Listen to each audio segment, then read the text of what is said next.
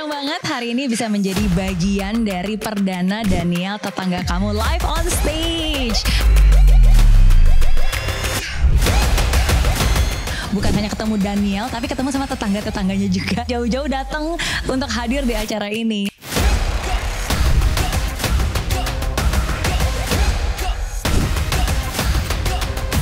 This is just the beginning.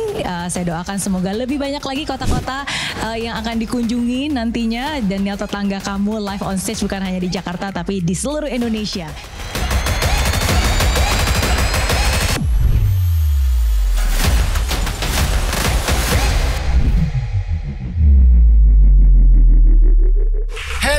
Semua tetangga-tetangga yang gue sayangin dan gue cintain, ya kembali lagi di Daniel Tetangga Kamu live on stage. Thank you so much TC Space yang udah menyediakan tempat untuk kita. Kali ini juga bakal powerful banget. I know. Gak tahu kenapa dari tadi itu pas gue tadi di belakang panggung, kita doa sebelum kita memulai. Ini ada, there is a certain expectation gitu dari pembicaraan kita setelah ini gitu. So langsung aja without further ado, tetangga kita ini dia Mary Riana. Tetangganya banyak, tetangganya lagi ngumpul. Ini kayaknya kita harus ini sih beda nama eventnya gitu kayak Daniel Tetangga live on stage gitu ya. Tapi kayaknya kalau dibilang kumpul tetangga gitu kayak lebih keren gitu kan. Kumpul tetangga. Tapi kesannya kayak kumpul kebo gitu. Jadi kayak gak enak. Enggak, ini udah paling keren. Live on stage lah udah keren. But anyway, Mary Riana, Miss Mary. So ini kedua kalinya seorang Mary Riana ada di Daniel Tetangga Kamu. Betul. Gue inget saat itu kita sebenarnya, by the way, gue baru ngeh kalau misalnya tiap tahun gue selalu ngobrol sama seorang Mary Riana. Tiap tahun 2018 kita ketemu pas gue lagi main film A Man Called Ahok. Ngobrol panjang ya maksudnya ya. Itu ngobrol panjang tuh ya. Nah yang kedua kita ketemu lagi ketika kita di 2019 kita bikin project Damn I Love Indonesia sama Mary Riana gitu. 2020 itu kalau gak salah IG Live waktu itu pas lagi pandemi. 2021 DTK, 2022 kita ngobrol lagi buat apa ya? Di Padamu Negeri. Kita just catching up. Terus kita ngobrol-ngobrol. Dan sekarang di 2023 gue ngobrol di your show Friends of Mary Riana di channel YouTube-nya Mary Riana dan di sini di live on stage untuk pertama kalinya. Gila ini. Thank you. Kayak pertemanan kita ini menarik sekali gitu ya. Tapi Mer, terakhir dan ini bakal gue langsung straight for the kill sih. Gue langsung dalam sih ini sih. Gue langsung sikat. Ya, gak ada basa-basi. Gak ada basa-basi. Gak ada Alfa apa kabar. Anak-anak gimana? Gak ada. Langsung straight for the kill. Karena gue udah excited banget. Nah jadi di terakhir kita ngobrol di Daniel Tetangga Kamu di yang tahun 2021 itu ya kalau nggak salah ya 2021 kita sempat ngobrol bahwa ketika Mary Riana masuk umur 40 sorry gue harus bahas umurnya dia ya tapi gak apa-apa. Ya tapi I'm proud of my age. Yes. Tahun ini 43. Tahun ini 43. Wow, you still look like 25. Yes. Amin, thank you. Karena gini, saat itu Mary Riana bilang umur 20 tahun gue punya goal. Umur 30 tahun gue punya goal. Umur 40 gue juga punya goal. Sebenarnya umur 40 kita tadinya mau ke sebuah konferensi gereja. Tapi ternyata gara-gara pandemi di Australia. Gara-gara pandemi akhirnya cancel konferensinya. Dan di situ kayak padahal udah beli tiket juga. Udah rencana banget kita mau ke situ bareng. Tapi itu akhirnya gak jadi. Dan di situ boleh ceritain nggak prosesnya di situ karena sepertinya di situ adalah lagi galau-galaunya seorang Mary Riana masuk kepala 4 gitu. Oke. Jadi pertama-tama aku kasih konteksnya dulu. Jadi pertama-tama aku sangat bersyukur banget atas kesempatan ini karena it was so unexpected. Ini nggak pernah direncanakan dan saya yakin ini Daniel Mananta sebenarnya nggak pernah berencana untuk ngundang Mary Riana di Tetangga Kamu live ini gitu kan. Tapi saya percaya nggak ada namanya kebetulan. Minggu lalu. Baru minggu lalu. Wow. Baru minggu lalu. Ya. Baru minggu lalu kita ketemu, Daniel sharing di podcastnya saya, terus kita ngobrol-ngobrol gitu. Dan dari situ akhirnya kalau gitu nanti lanjut aja nih untuk cerita lagi karena ada kelanjutan ceritanya dari yang waktu itu saya udah sharing di Daniel Tetangga Kamu gitu kan. Terus saya tanya, emangnya tetangga-tetangga Daniel tuh datang ke rumahnya 2 kali ya. Right. Kan cuma sekali aja gitu kan. Boleh. Terus oh iya bisa kok, ada kok gitu ya. Terus ya udah. Terus ternyata bukan hanya untuk syuting, ya akhirnya diajaklah live hari ini. Betul. Gitu. So dan untuk backstory-nya lagi buat kalian ya. Jadi sebenarnya kita cuma ada 1 bintang tamu saat itu, Mbak Najwa Shihab. Mungkin tadi kalian udah dengar juga bahwa ketika kita cuma punya 1 bintang tamu dan gue bilang udahlah kita cancel aja deh kayak gitu. Masa cuma 1. Nah tapi dari tim gue bilang, Neil coba deh. Ini kira-kira gimana? Kita mau tulis di jam undangannya jam 9 sampai jam 5 atau jam 1 sampai jam 5. Ya udah, akhirnya saat itu hati gue kayak tergerak gitu. Gue bilang jam 9 sampai jam 5 tapi kita doa.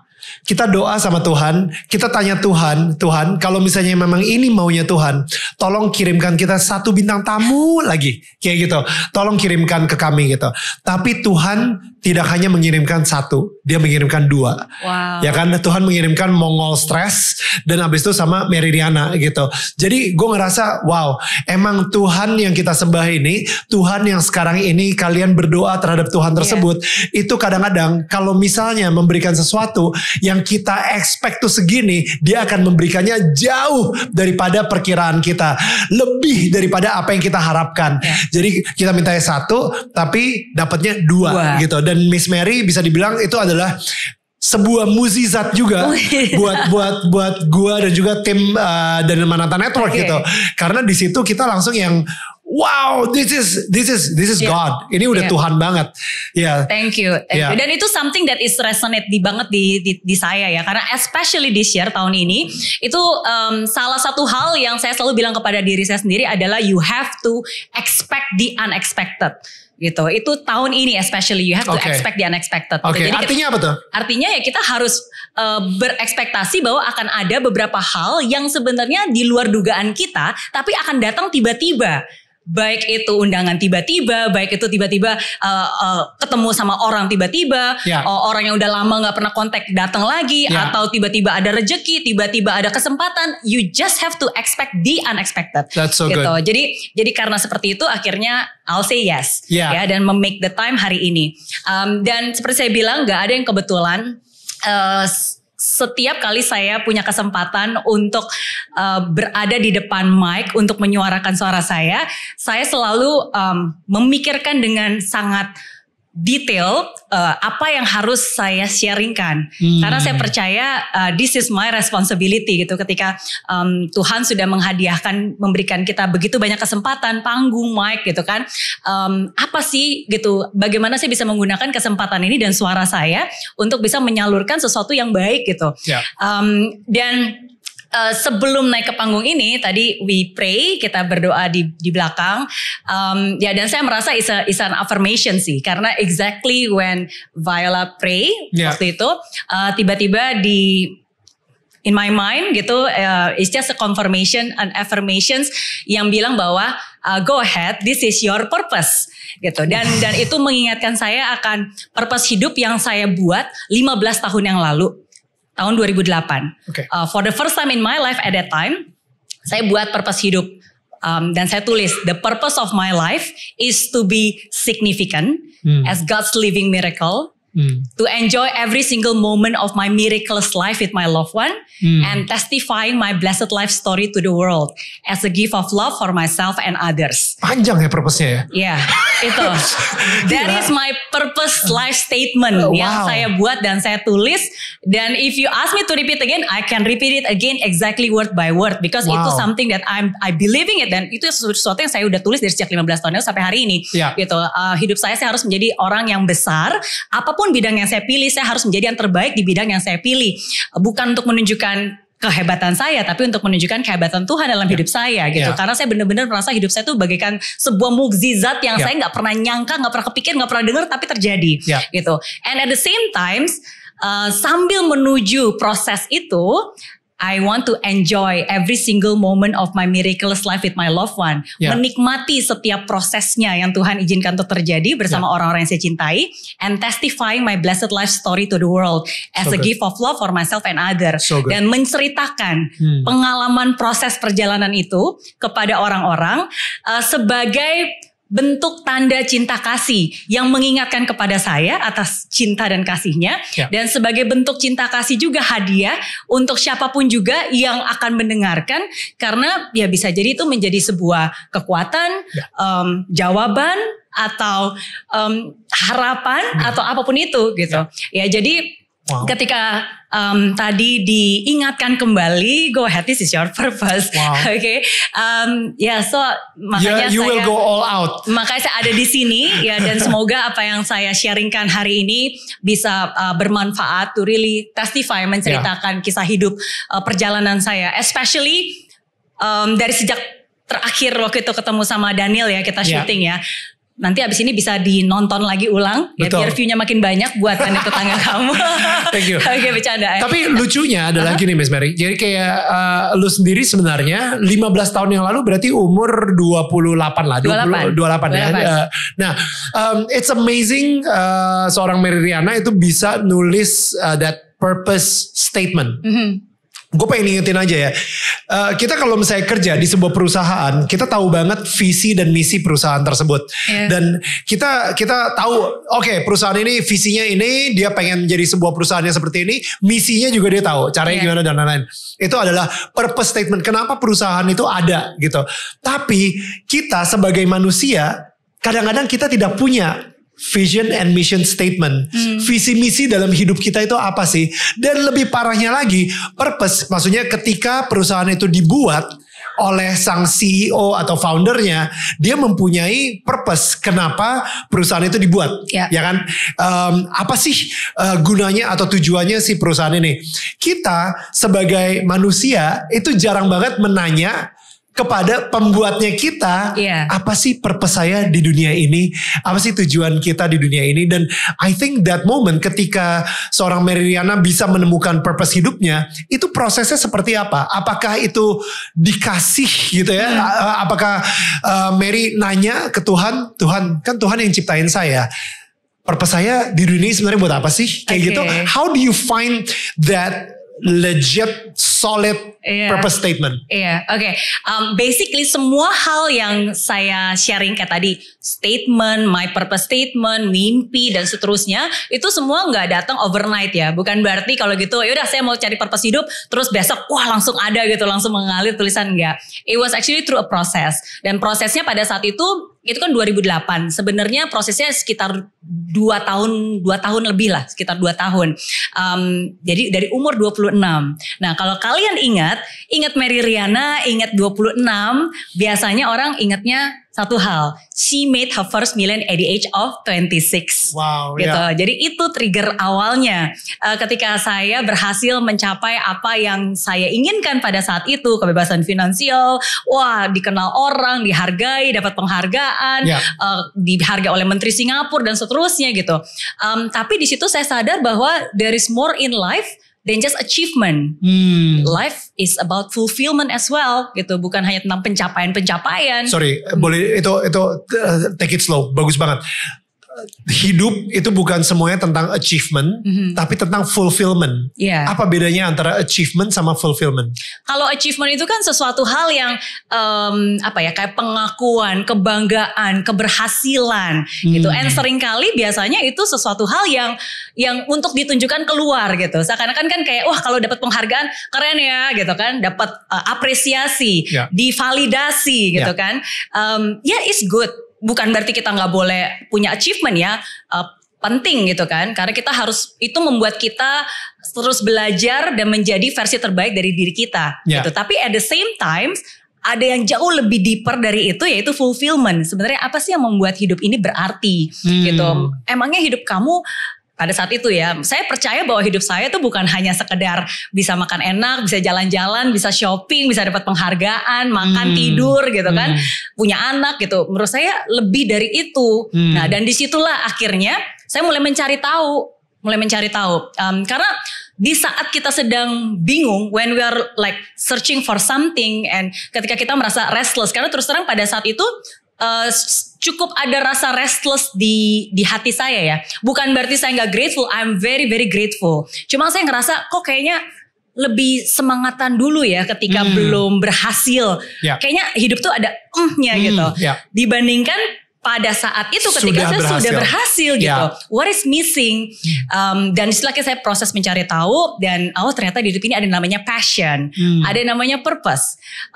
Kalau jujur saya bilang, ketika saya berhasil mendapatkan $1 juta pertama saya di usia 20 tahun lewat bisnis saya di Singapura, itu saya nggak tahu yang namanya passion. Kalau anak sekarang kan di sini kalian tahu ya, wah, kalau mau hidup bahagia tuh kerja harus pakai passion, ya kan, ikigai harus tahu gini. Pada saat itu enggak, tujuannya cuma satu, saya pengen bisa bayar hutang, saya nggak pengen nyusahin orang tua, itu aja gitu. Kalau saya belum bisa bahagiain mereka, setidaknya saya nggak mau jadi beban mereka. Jadi itu aja udah cukup untuk membuat saya kerja keras gitu kan, mengeluarkan keringat air mata dan akhirnya berhasil. Ya tapi ya I discover gitu bahwa there's more than that. Dan makanya itu proses dimana kalau sebelumnya saya suka baca-baca buku motivasi gitu kan, Unleash the Power Within, dan ikut kelasnya pun kelas-kelas kayak waktu itu Tony Robbins, Unleash the Power Within, keluarkan versi terbaik kekuatan dari kamu gitu. Tapi during that period saya mulai lebih banyak baca buku tentang purpose driven life gitu kan, Alchemist, jadi buku-buku yang sebenarnya lebih ke our soul and bukan tentang achievement gitu. Ya, dan akhirnya puncaknya adalah akhirnya saya ikut sebuah it's like 7-day sessions in Gold Coast with Tony Robbins as well. Waktu itu dengan Tony Robbins, cuma bedanya kalau yang dulu banget di awal yang saya ceritain di buku Mimpi Juta Dolar itu kan Unleash the Power Within. Nah yang kedua ini beda, is Date with Destiny. Ya, jadi Date with Destiny. Dan yang datang pun berbeda. Karena kalau Unleash the Power Within tuh yang datang kayak 5.000 orang, 10.000 orang, banyak gitu ya. Kalau Date with Destiny itu lebih dikit, ratusan. Tapi yang datang tuh adalah orang-orang yang udah sukses, miliarder, pengusaha, ada artis, but they are finding meaning in life. Makanya Date with Destiny. Dan mereka pengen tahu, what is my destiny gitu. Gue ini apaan sih? Iya, makanya namanya Date with Destiny gitu. Dan during di session itu salah satu prosesnya ya di mana akhirnya saya menuliskan mission statement itu gitu. Dan itu saya tulis tahun 2008. Jadi sebenarnya saya tulisnya di Gold Coast, dan pada saat itu saya lagi masih hamil berapa bulan ya, kayak mungkin kayak 3 bulan lah. Karena saya masih ingat masih having morning sickness waktu itu. Tapi itu yang awalnya membuat saya menuliskan itu sampai hari ini. Purpose statement itu ya. The purpose statement. So fast forward. Balik lagi. Yes. So back to saat ini. Nah jadi dari sejak saya sharing di Daniel itu tahun 2021 sampai hari ini berarti sudah hampir 1,5 tahun lebih ya. Dan saya merasa ada begitu banyak banget berkat yang Tuhan izinkan untuk terjadi dalam hidup saya, and I think I'm a totally different person gitu ya compared to last time. Dan saya selalu percaya, ini satu hal yang saya percaya dalam hidup ini, bahwa setiap kali kita mendapatkan berkat itu harus kita salurkan atau kita ceritakan supaya itu bisa mengalir dan itu bisa menjadi berkat bagi orang lain lagi juga. So you have to really share it, karena kalau enggak, apalagi kalau kita diem-diem aja, dan apalagi kalau kita mengklaim, wah ini mah berhasil gara-gara gue gitu, gue yang hebat, wah itu lebih parah lagi gitu. Jadi bagikan air itu jadi mampet, dan kalau mampetnya ke kita kan jadi bahaya banget gitu. Sedangkan kalau kita mengalir dan mengalirkan itu, makanya ya nanti berkatnya akan lebih banyak lagi. Jadi kita menjadi saluran gitu. Jadi ya semoga apa yang saya berikan hari ini bisa bermanfaat dan jadi berkat buat semuanya yang nonton di sini secara live maupun yang menonton di YouTube ya. Amin. Amin. Oke. Dan ya. Dan itu sih yang sering kita omongin kan, blessed to become a blessing ya. Diberkati supaya kita bisa memberkati gitu. Jadi gue percaya banget ketika kita cuman menahan aja gitu ya berkatnya, kayak ada analogi laut mati ya kalau nggak salah. Pasti pernah dengar ya. Betul. Itu saluran airnya ke laut mati dan akhirnya di laut mati itu nggak ada yang hidup, benar-benar ikan nggak hidup, semua nggak ada yang hidup, nggak ada tumbuh-tumbuhan di sekitar lautan tersebut, jadi benar-benar ya mati aja karena dia benar-benar nahan terus gitu. Semua there is no flow gitu. Sedangkan ada sebuah laut lagi atau river lagi di sebelahnya itu yang benar-benar menyalurkan semuanya sehingga salurannya itu pun juga membuat ada banyak burung-burung yang terbang di daerah situ dan memberikan kehidupan di sekitarnya dan lain-lain. So I think kita pasti dengar lah cerita-cerita bahwa ketika orang pelit atau tamak gitu ya dia nggak bahagia gitu. Dia karena dia benar-benar sebisa mungkin bertahan sama kekayaannya yang nggak akan pernah dibawa ke akhirat anyway gitu. So but anyway Thank you. Oke, jadi saya terlahir Katolik. Papa mama dan keluarga semua Katolik dan dari kecil pun dibaptis Katolik gitu. Tapi saya sangat bersyukur bahwa sampai hari ini gitu ketika saya menganut ajaran Katolik, di sini saya sangat menghargai begitu banyak tradisi atau ritual atau cara-cara untuk saya bisa lebih dekat dan mengenal dan punya hubungan yang lebih personal dengan Tuhan saya. Nah, jadi tapi apa yang saya sharingkan di sini, apapun agama kalian gitu, saya yakin Tuhan yang sama universal pasti pengen punya hubungan dengan kita semua. Amin. Gitu. Amin. Dan pada saat itu saya juga bersyukur bahwa di usia saya 20 tahunan, berarti kalau gitu 23 tahun yang lalu, untuk pertama kalinya saya mengenal lebih jauh yang namanya Holy Spirit. Jadi waktu itu hidup ulang kembali gitu ya. Lahir baru. Lahir baru gitu. Can you tell me what happened 23 tahun yang lalu ketika disentuh sama Roh Kudus gitu misalnya? Oke. Kilas balik dikit ya. Dikit. Jadi pada saat waktu itu tahun 98 saya harus ke Singapura, jauh dari orang tua, membuat saya mencari Tuhan gitu. Dan dengan saya mencari Tuhan sebenarnya saya jadi sadar bahwa Tuhan itu bukan hanya Allah Bapa yang Maha Kuasa yang besar di surga gitu kan. Yang surga di mana ya jauh di atas pokoknya gitu kan. Tapi Tuhan itu sebenarnya is real presence yang bisa jadi teman ngobrol, yang bisa diajak bicara, yang Tuhan yang hidup gitu. Yang hidup sampai hari ini gitu kan, yang bisa diajak berkomunikasi gitu. Dan dari situlah akhirnya saya mulai mencari tahu tentang agama saya, karena dulu saya adalah orang yang beragama tapi saya tidak terlalu mengenal secara pribadi siapa Tuhan saya gitu. Saya cuma tahu ya udah harus seperti ini, kalau doa ini gitu kan, dan seterusnya gitu. So it was semua lebih terstruktur lah ya kan. Tapi kan sebenarnya hubungan yang baik itu bukan hubungan yang terstruktur ya kan, tapi hubungan yang jujur gitu. Yang jujur artinya kalau memang kamu lagi sedih ya kamu bisa curhat kok gitu kan. Memang struktur itu ada gunanya karena kan membuat kita jadi tertata, tapi sekali lagi ya yang lebih jujur gitu ya. Ya kalau sedih kalau misalnya lagi happy ya happy gitu kan, yang bisa diajak conversation. Nah, jadi di situ akhirnya saya mengenal lebih jauh lagi dengan Tuhan saya. Dan karena pada satu waktu itu saya juga punya banyak banget teman-teman dari Kristen gitu. Akhirnya saya mulai terekspos untuk tahu lebih banyak tentang karismatik.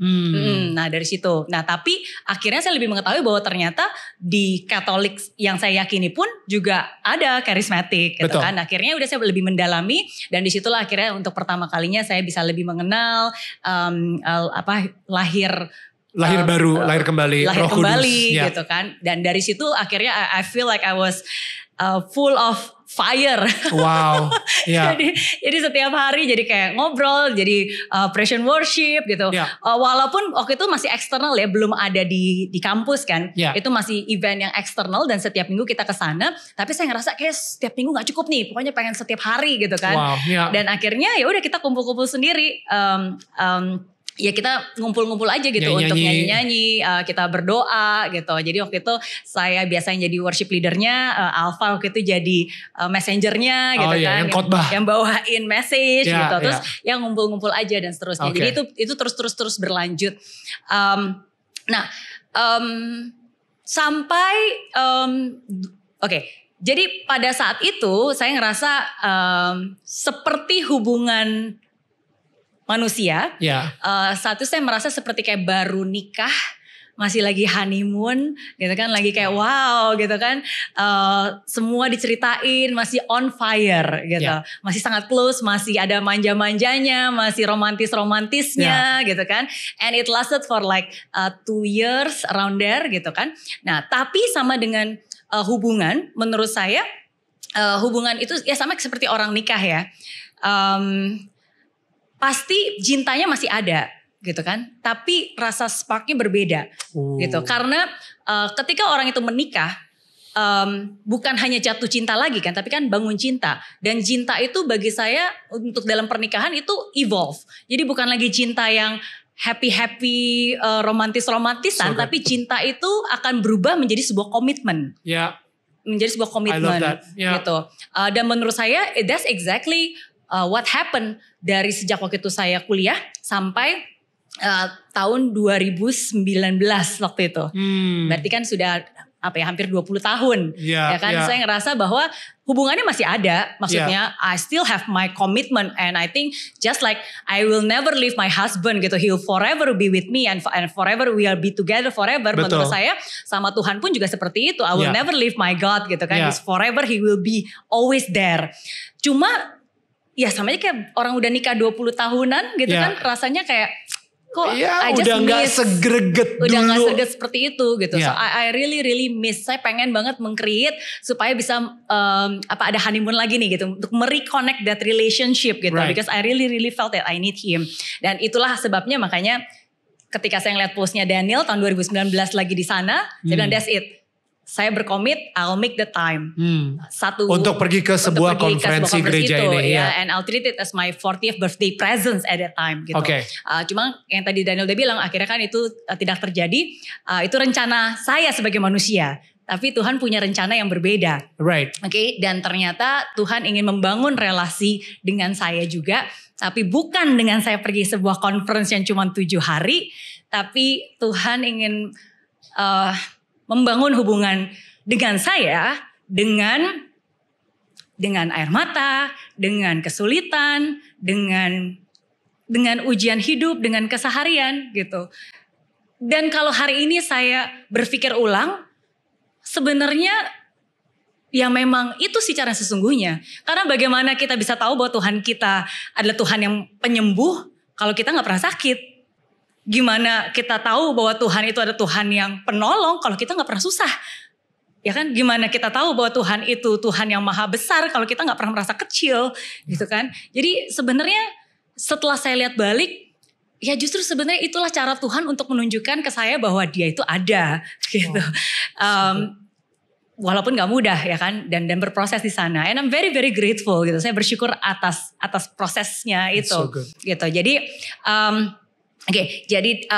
dan pada saat itu akhirnya mulai ya berevolve gitu kan. Jadi ketika Tuhan izinkan untuk terjadi banyak hal lah. Maksudnya menurut saya Tuhan untuk membawa saya naik kelas, kayaknya Tuhan ingin menguji hati saya. Kadang-kadang iman kita itu kayak gini ya. Misalnya kita taunya seorang pilot itu jago atau enggak. Bukan dari cara dia mengendarai kapal atau pesawat gitu ya. Tapi bagaimana dia bisa melewati badai dan tetap mengendarai pesawat dan tetap selamat gitu melewati badai tersebut gitu. I think pada saat yang bersamaan itulah ketika iman kita diuji. Makanya gue ngerasa kita setiap hari selalu membangun hubungan sama Tuhan, kita selalu berdoa. Tapi ketika ujian itu datang, disitulah benar-benar kita dites. Iman kita itu sekuat apa sih? Gitu. Apa kita lebih cepat untuk depresi? Apa kita lebih cepat untuk kayak, you know what, forget it. Udah, gue gak mau lagi. Kita udah melipir. Bahkan, sorry Tuhan, gue padahal udah doa mati-matian untuk Tuhan. Tapi ternyata ujian ini tetap datang di gue. Oke Tuhan, you, me, off. Lu, gue, N dulu.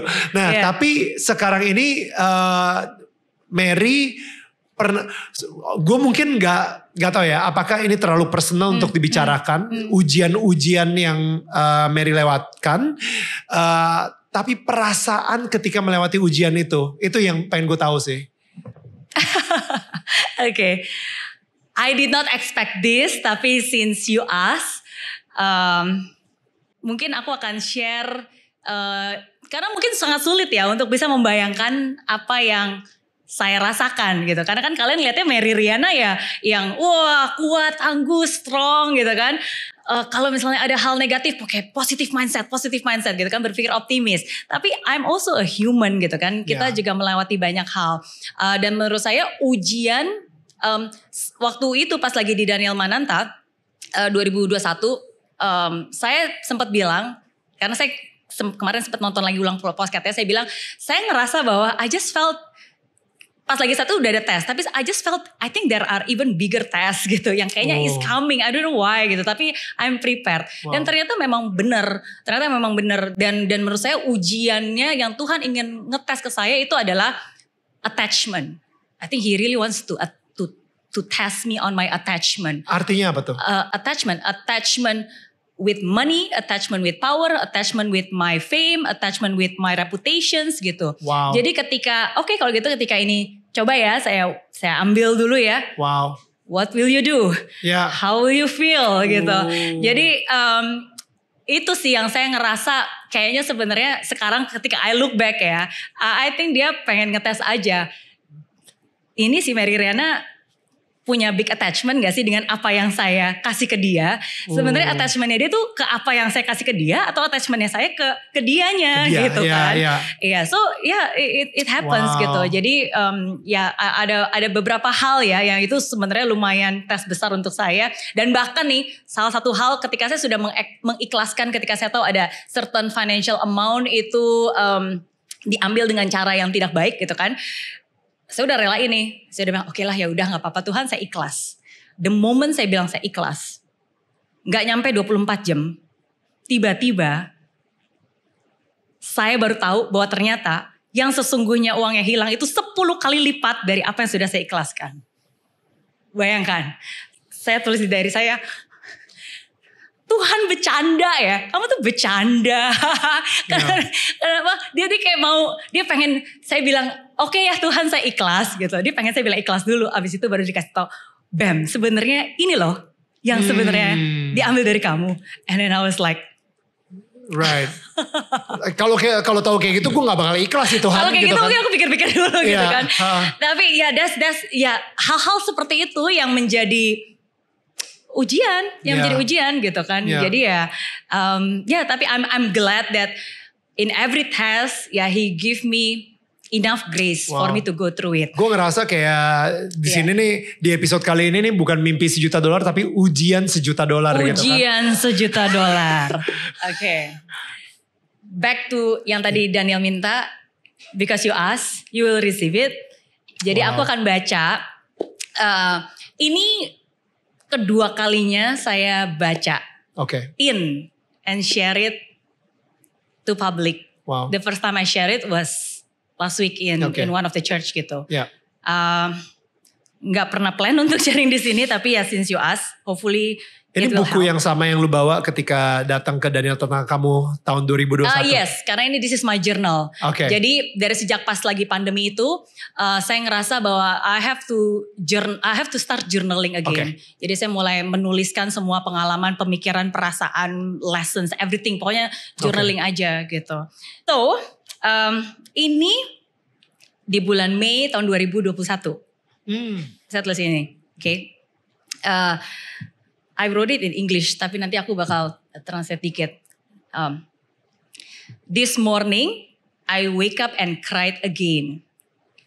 I don't want to cry, I don't want to worry. Jadi pagi ini saya bangun dan saya tiba-tiba nangis lagi aja gitu. Padahal saya tahu saya gak mau nangis, saya tahu saya gak mau khawatir gitu. I fight hard to overcome this feeling of anxiety and fear. I know I must, I can, and I will but I just don't know why this feeling keep coming back gitu. Jadi saya bilang saya tahu saya harusnya saya lawan gitu kan, dan bukan hanya saya lawan gitu, saya tahu saya harusnya nggak boleh khawatir, saya nggak boleh takut gitu kan. Saya tahu saya harus, saya akan, dan sebenarnya saya bisa gitu untuk melakukan hal itu. Tapi kenapa ya tetap aja gitu, saya nggak mau nangis tetap aja nangis gitu kan. And I hate this feeling. And Lord, you know my heart, please take this burden out of me. I trust you and I believe you. And I just want to do everything according to your will and have peace in my heart gitu. Jadi saya bilang cuma engkau yang tahu isi hati aku gitu. Jadi karena Tuhan kan kamu tahu hatiku kan. Ini kan beban berat, tolong dong angkat beban ini gitu. Kenapa kamu gak angkat gitu kan. Padahal kan sebenarnya saya percaya sama kamu. I trust you, I believe you. Dan sebenarnya saya mau kan juga melakukan semua hal yang memang sesuai dengan yang kamu mau kan. Dan memiliki damai itu di hati saya gitu. Tapi why is it so difficult? And it's sickening and sad to feel this way. Feeling unconnected gitu. Maybe if I cry it out until it finish, all the toxic will come out and be replaced by your love.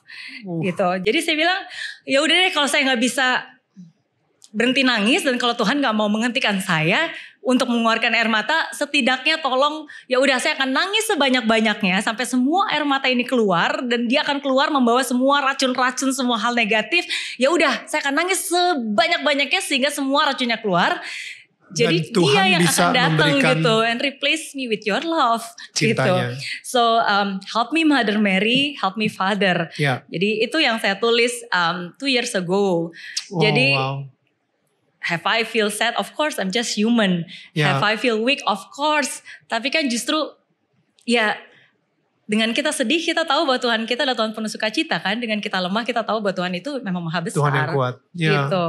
Jadi and then after that, ini thankfully ketika saya look back in the next page, I already write my affirmations karena the one ketika waktu itu saya sharing ke Daniel, saya tahu sebenarnya my biggest asset is my mind, gitu. Dan kalau mungkin ada evil atau iblis yang ingin mengattack saya, dia akan mengattack my mind, gitu. Oh, dia langsung attack dia akan attack ini dengan pikiran-pikiran negatif lah, bla bla bla dan so on, gitu. And I always have to fight back. I will have to fight back. Itu nggak otomatis ya.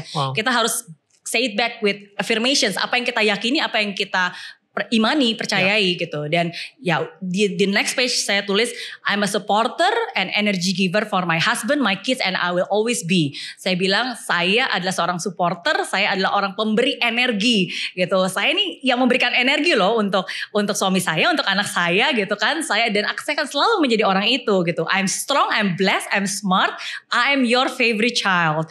And my faith is always bigger than my fear. Amen. I will live one day at a time. I will take one step at a time. You are my provider. You are my protector. Gitu. Jadi ya saya, even though it's not easy, tapi ya saya tetap, I still claim that this is who I am. This is not what I feel is different from what I am. Apa yang kita rasakan itu berbeda dengan siapa kita sesungguhnya. Boleh tolong diresapin dulu guys. Okay. What I feel is different than who I am. Gitu. Karena dunia ini berusaha banget membuat kita, identitas kita adalah feeling yang kita rasakan. Ketika kita lagi feeling sebagai seorang loser, itu artinya you are a loser. Jadi there's some reason di dunia ini, our world itu berusaha banget untuk follow your feelings.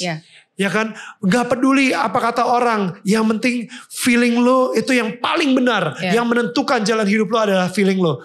Padahal sebenarnya feeling kita itu adalah mungkin yang the biggest liar sih, gitu.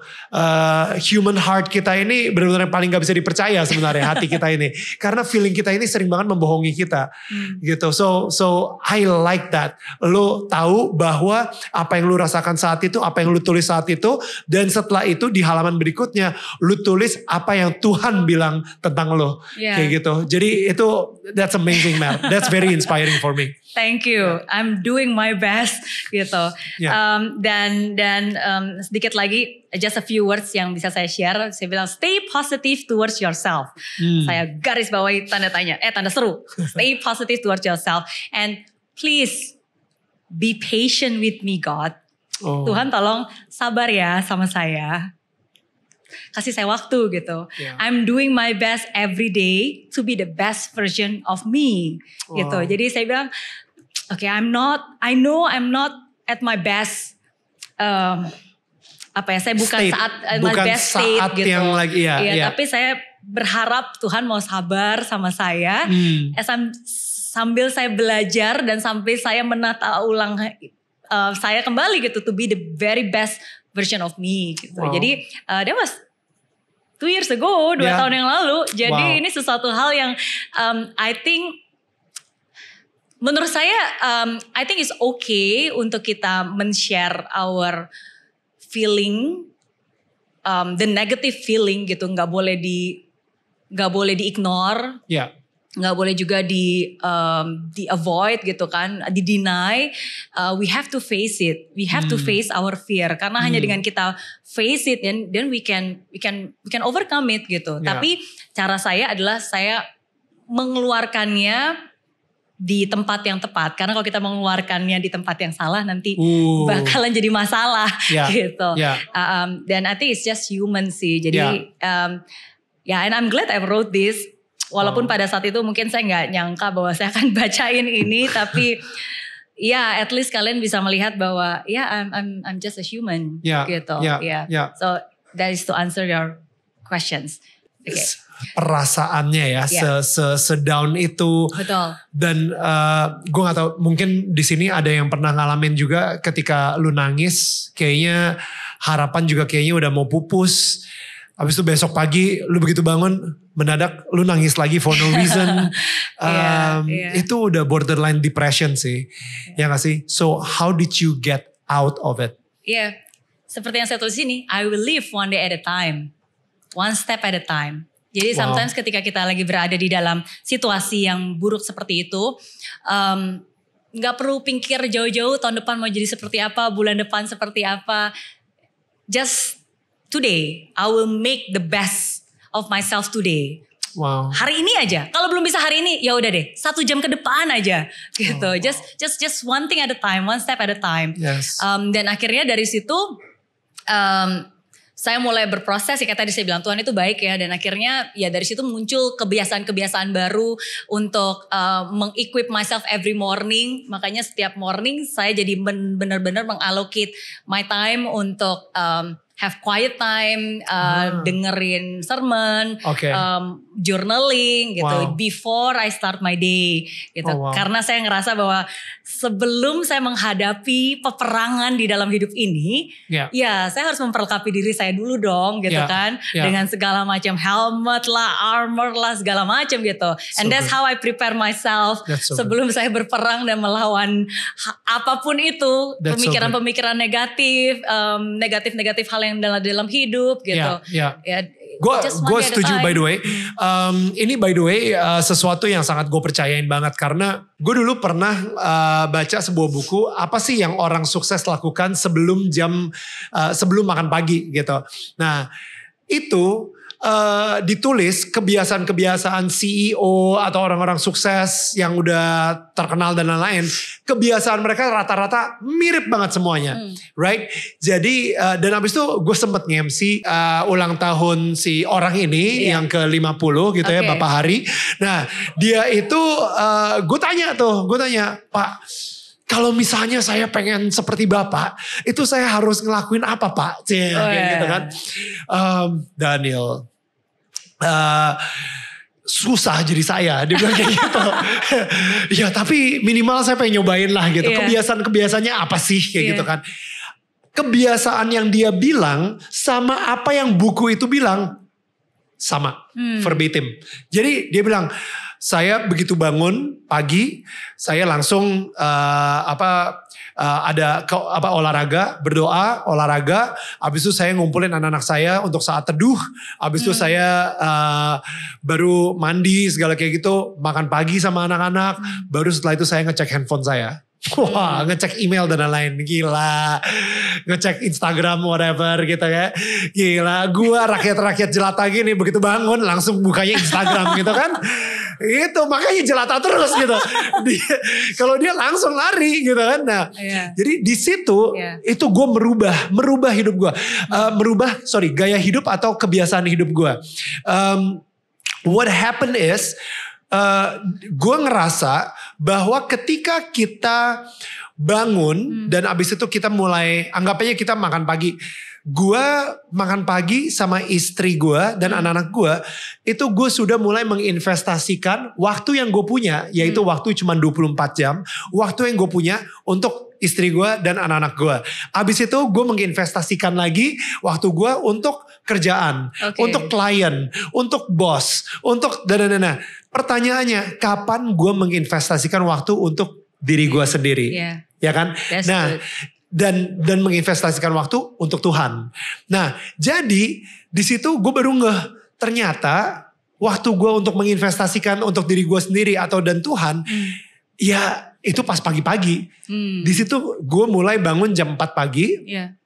Susah banget bangun jam 4 pagi. Tapi gue cobain, ya banyak gagalnya by the way guys ya. Banyak gagalnya.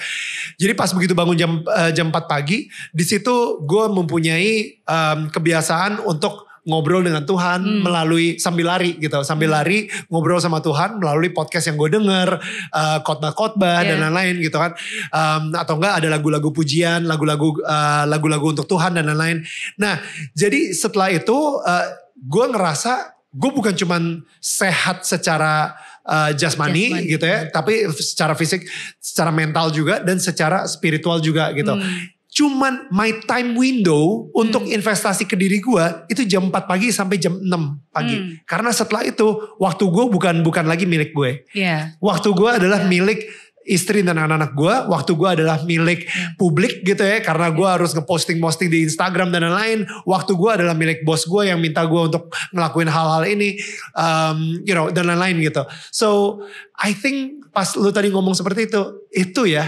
Dimana lu mulai membangun sebuah kebiasaan untuk investasi kepada Tuhan dan kepada diri lu sendiri gitu. Betul. Thank you for sharing. Dan itu benar banget. Dan benar banget bahwa itu gak gampang. Karena kita kan punya rutinitas yang memang sudah kita lakukan gitu kan setiap hari gitu. Tapi saya mendisiplinkan diri untuk tetap melakukan hal itu. Dan salah satu cara yang paling membuat saya bisa adalah dengan memasukkan itu ke dalam kegiatan saya yang memang setiap hari saya lakukan. Jadi awalnya ya karena setiap hari saya bangun tidur ya kan berdoa, tapi sekarang saya lamain dikit. Setiap hari sebelum ke kantor saya biasanya ada waktu tuh untuk make up segala macam. Jadi sekarang sambil make up ya udah sambil dengerin hal-hal input-input yang positif gitu, sehingga bukan hanya wajahnya aja yang dirias gitu kan, tapi hatinya juga dirias gitu kan, biar bagus juga, biar siap gitu. Jadi menginsert kebiasaan baru di kebiasaan lama yang memang sudah kita lakukan, dan itu pasti akan kita lakukan. Itu cara yang paling simple dulu sih, supaya itu nggak terlewatkan. Tapi nanti setelah itu udah disiplin kan, cara untuk mendisiplinkan diri pertama harus dipaksa dulu, baru bisa, baru biasa. Nah kalau udah dipaksa akhirnya masuk ya lama-lama ya udah mungkin lebih lama dikit. Dan biasa. Betul, jadi lebih lama dikit dan seterusnya. Dan ini juga tambahan, maksudnya ini gue baca dari buku yang ngumpulin semua data-data orang kaya di dunia gitu. Mereka mempunyai kebiasaan yang sama. Minimal kalau misalnya gue ngikutin kebiasaan orang-orang kaya ini, mudah-mudahan nasib gue sama seperti ya si bapak yang tadi namanya gak akan pernah gue sebutkan, Haritanu Sudibyo itu kan. Amin ya. Kita ini ya afirmasi ya. Afirmasi gitu. I believe it, I receive it. Amin. So I think itu sih yang menurut gue kadang-kadang suka kita lupakan gitu, kebiasaan atau disiplin yang bisa membangun diri kita. Karena so many noise, so many distraction. kita nggak bisa fokus. Contoh, purpose statement yang tadi Mary sempat ucapin. Tapi kalau misalnya ketika udah nyicipin kaya, udah nyicipin duit, udah nyicipin ketenaran, itu kan ke distract. Jadi sekarang ini, sorry ini bahasanya spiritual banget, tapi iblis gitu ya, itu berusaha membuat dunia ini menjadi lebih noisy lagi dengan sosial media. Ya kan, kita bisa spend waktu bisa 3 jam sendiri cuman ngeliatin orang dansa-dansa aja gitu di TikTok. It's noise. Kita benar-benar kayak what just happened gitu kayak, you know. Dan itu pernah gue lakuin ketika gue lagi scrolling Instagram dan kayaknya ngeliat video apalah, ngeliat ini tiba-tiba ada makanan ini, ada review restoran ini, ada trailer baru, habis itu ada momen-momen lucu di mana gitu, habis itu ada gosip terbaru, habis itu tiba-tiba ada siapa berita terbaru yang benar-benar kayak wah seru nih kayaknya nih, belum lagi ada pelatih yang digebukin gitu misalnya. Jadi kayak wih seru nih. Nah sehingga itu bikin gue tiba-tiba kayak tertarik, tapi ngedistract dari tujuan apa yang Tuhan sudah buat untuk gue di hidup ini. Betul.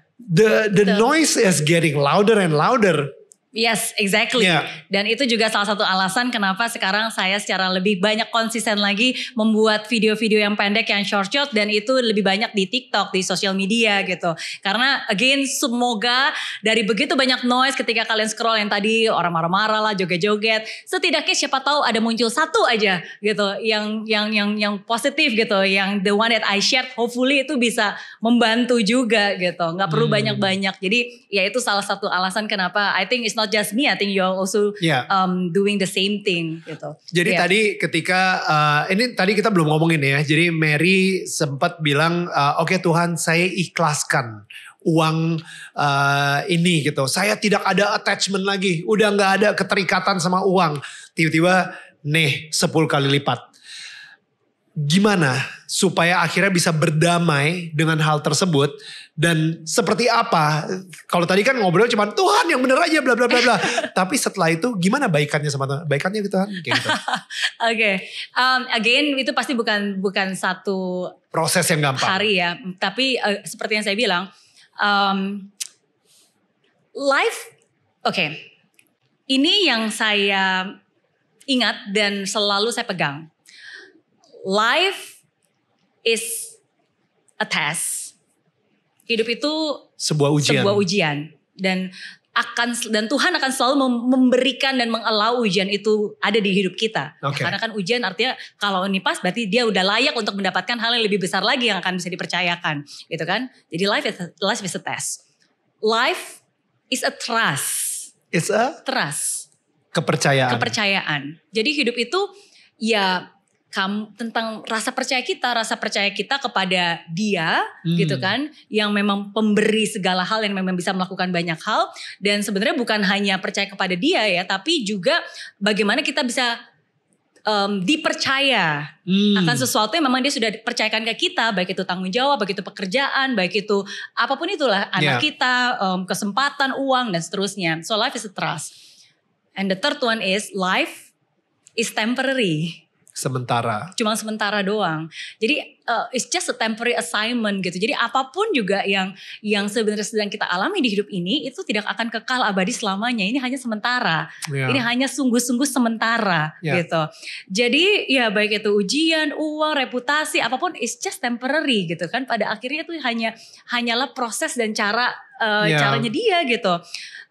Dan jadi dengan pemikiran seperti itu, and then like living each day at a time, Tuhan He's gracious enough gitu untuk bisa memberikan saya enough grace untuk slowly menjalani hidup ini step demi step. Iya, karena yang paling paling annoy saya itu sebenarnya bukan amount-nya. Yang paling membuat saya itu kayak kesel very banget. disappointed. Bukan jumlah dari uang tersebut gitu. Tapi ketika saya membayangkan, wow, ini terjadi ya. Maksudnya ketika saya mereply back dan mengetahui, wow, ternyata ini loh yang terjadi di belakang saya gitu kan. Dan saya bisa melihat wajah-wajah dan kejadian-kejadian. Ya, itu yang membuat saya awalnya agak sulit gitu. Jadi bukan hanya amount-nya tapi kayak orang-orang yang dipercaya selama ini. Tapi kejadiannya gitu. Jadi dan itu kan bertahap. Jadi tapi again is a process dan saya bersyukur Tuhan mengizinkan itu terjadi. Jadi caranya gimana saya bisa berdamai ya, karena again satu hal ya. Saya percaya di hidup ini Tuhan ingin ngasih sesuatu ke kita. Oke? Tapi sebelum dia men-unlock the biggest treasure, sometimes one of the key is forgiveness. Memaafkan. Iya. So, kalau mungkin ada di dalam hidup ini yang sebenarnya itu udah ada hal besar yang tinggal dikit lagi dapat dan sebenarnya udah siapin gitu.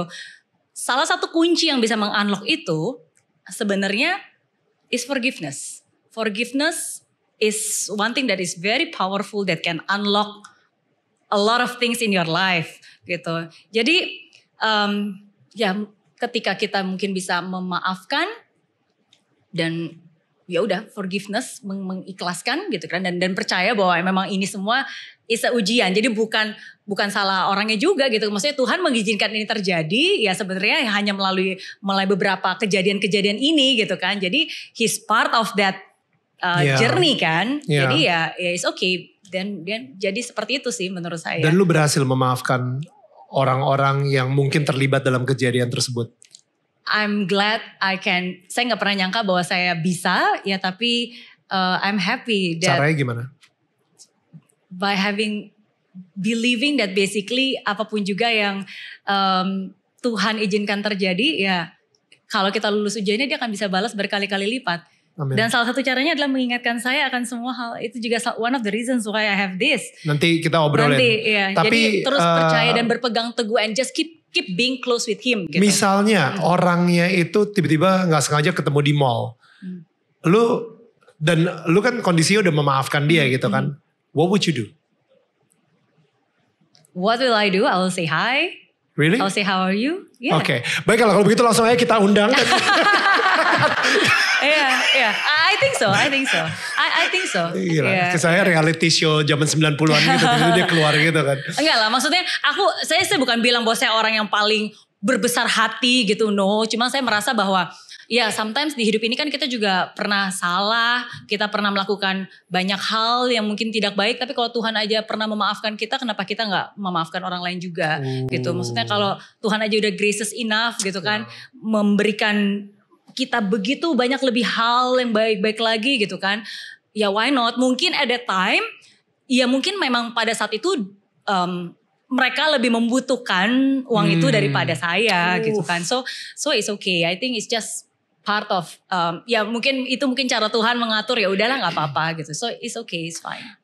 I think itu ya sebuah perspektif, sebuah mindset di mana kadang-kadang kita ini berharap banget dan apalagi semua quotes Instagram yang bilang you deserve the best, life is fun, enjoy c'est la vie atau this is whatever gitu kan. Nah sehingga pemikiran kita hidup ini bagaikan Disneyland.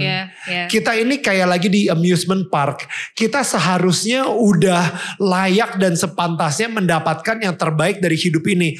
Tuhan itu menjadi alat kita ketika kita lagi menghadapi ujian. Tuhan, enggak dong, gue kan seharusnya diberkatin sama Tuhan. Ayo dong, mana berkatnya? Jadi itu sebuah mindset yang menurut gue salah sekali lagi. Karena hidup ini bukan seperti amusement park, bukan seperti taman ria gitu. Tapi hidup ini adalah sebuah sekolah. Di sekolah akan ada ujian. Ketika lu lewatin ujiannya dan lu akan naik kelas. Betul. Nah sekarang ini Mary sudah melewati ujiannya and let's talk about that victory. Yes. Kenaikan kelas. Oke. Thank you. Oke, jadi ini di tahun 2022 ya kan. Nah, jadi tadi udah selama berbulan-bulan berproses, I become better and better and better gitu kan. Nah, jadi tahun 2022 di bulan Februari pada saat itu saya diundang untuk sharing kebetulan di acara Christian Community dan itu lewat Zoom gitu kan, oleh salah satu pendeta yang saya kenal gitu kan. Ya udah terus saya sharing di sana.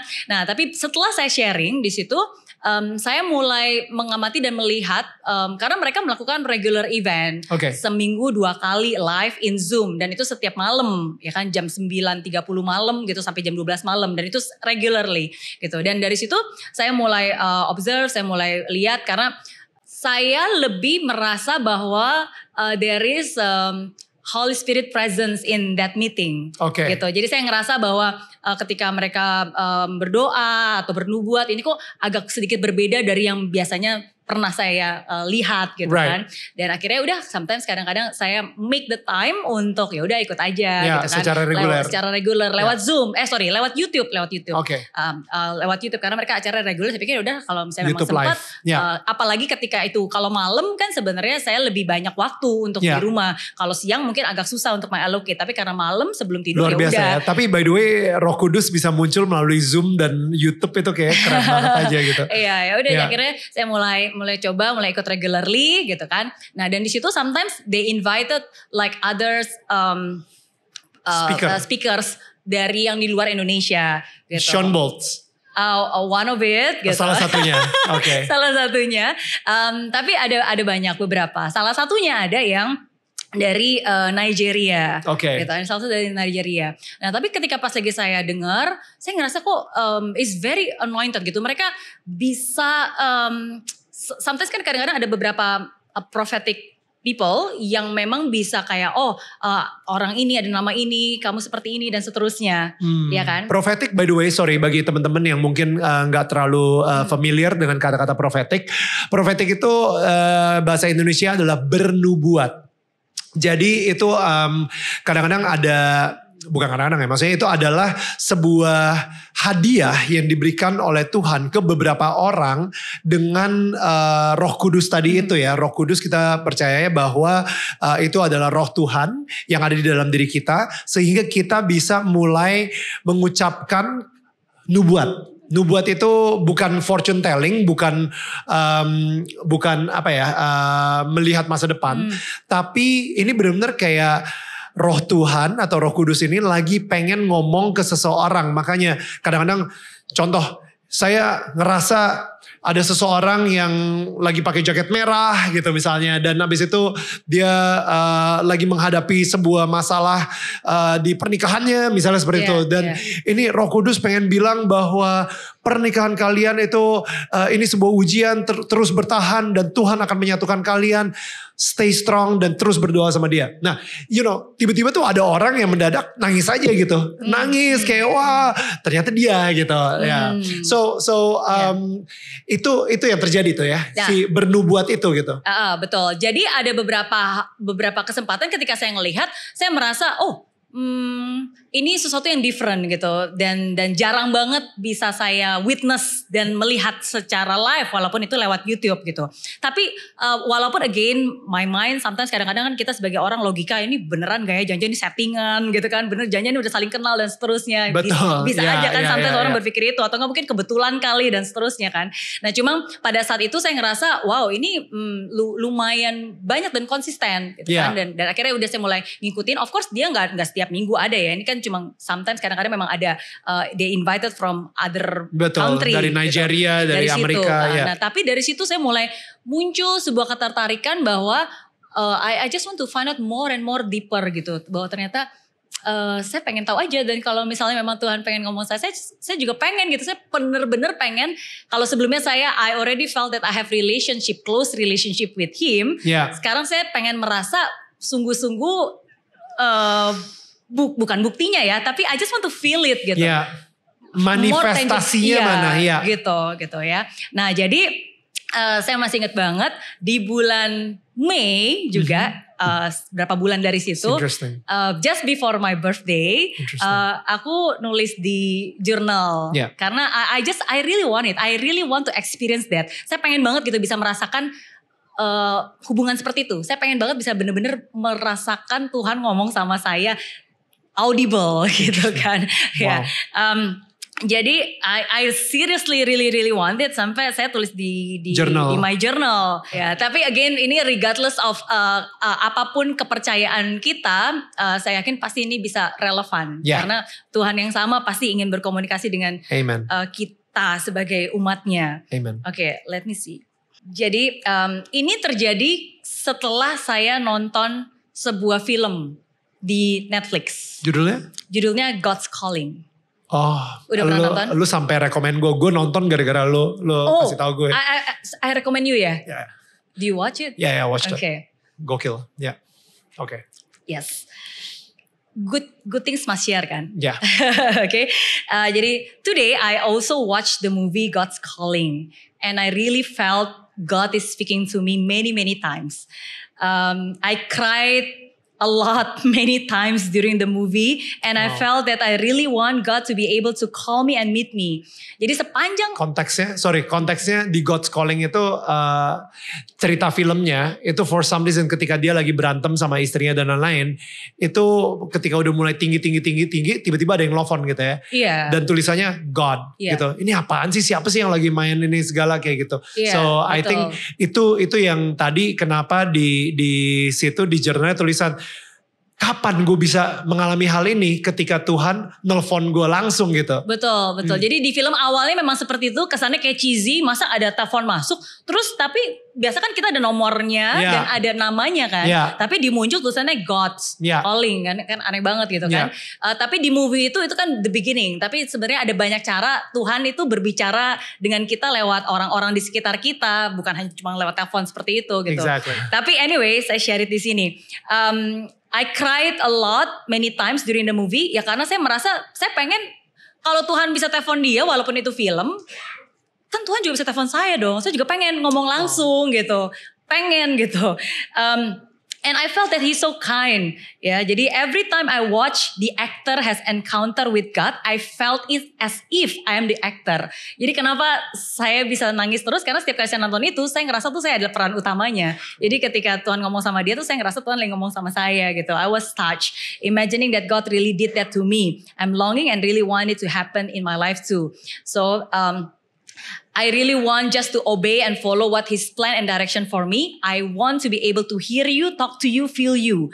And I want you as my birthday presents.